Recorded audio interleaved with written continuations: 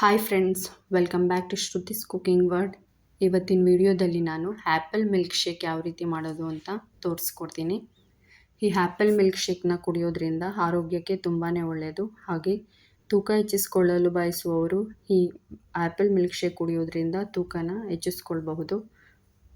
ಹಾಗೆ ಪ್ರೆಗ್ನೆಂಟ್ ವುಮೆನ್ಗೂ ತುಂಬ ಒಳ್ಳೆಯದು. ಹಾಗೆ ರಕ್ತಹೀನತೆಯಿಂದ ಬಳಲ್ತಿರೋರು ಕೂಡ ಈ ಮಿಲ್ಕ್ ಶೇಕ್ನ ಮಾಡ್ಕೊಂಡು ಕುಡಿಬೋದು. ಈಗ ನಾನು ಒಂದೆರಡು ಆ್ಯಪಲ್ನ ಸಿಪ್ಪೆ ತೆಗೆದು ಕಟ್ ಮಾಡಿ ಇಟ್ಕೊಂಡಿದ್ದೀನಿ.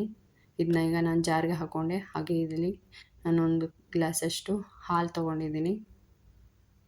ಹಾಲು ಹಾಕ್ಕೊಂಡೆ. ಹಾಗೆ ಇಲ್ಲಿ ನಾನು ಐಸ್ ಕ್ಯೂಬ್ಸ್ ಹಾಕ್ತಾಯಿದ್ದೀನಿ. ನೀವು ಬೇಕಾದರೆ ಹಾಕ್ಕೋಬೋದು, ಇಲ್ಲಾಂದರೆ ಬೇಡ. ಈಗ ನಾನು ರುಚಿಗೆ ತಕ್ಕಷ್ಟು ಸಕ್ಕರೆ ಹಾಕ್ತಾಯಿದ್ದೀನಿ. ಒಂದು 3ರಿಂದ 4 ಚಮಚದಷ್ಟು ಇಲ್ಲಿ ಸಕ್ಕರೆನ ಹಾಕ್ಕೊಳ್ತಾ ಇದ್ದೀನಿ. ನಂತರ ನಾನು ಇಲ್ಲಿ ಸ್ವಲ್ಪ ಗೋಡಂಬಿನ ಹಾಕಿದೆ.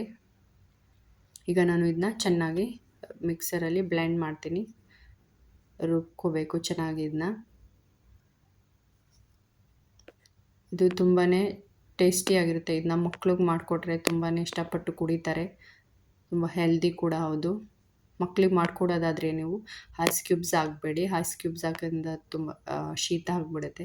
ಇವಾಗ ನಾನು ಒಂದು ಗ್ಲಾಸ್ ತೊಗೊಂಡು ಅದರಲ್ಲಿ ಆ್ಯಪಲ್ ಮಿಲ್ಕ್ ಶೇಕ್ನ ಹಾಕ್ಕೊಳ್ತಾ ಇದ್ದೀನಿ.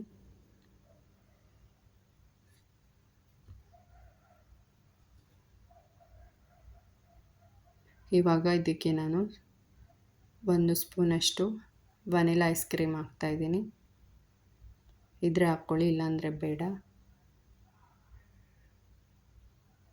ಹಾಗೆ ನಾನು ಇಲ್ಲಿ ಸ್ವಲ್ಪ ಡ್ರೈ ಫ್ರೂಟ್ಸ್ನ ಹಾಕ್ಕೊಳ್ತಾ ಇದ್ದೀನಿ.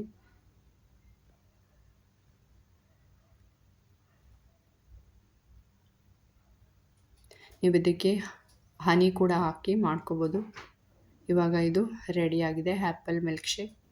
ತುಂಬ ಟೇಸ್ಟಿಯಾಗಿ ಹಾಗೂ ತುಂಬ ಹೆಲ್ದಿ ಕೂಡ ಹೌದು. Thank you for watching this video.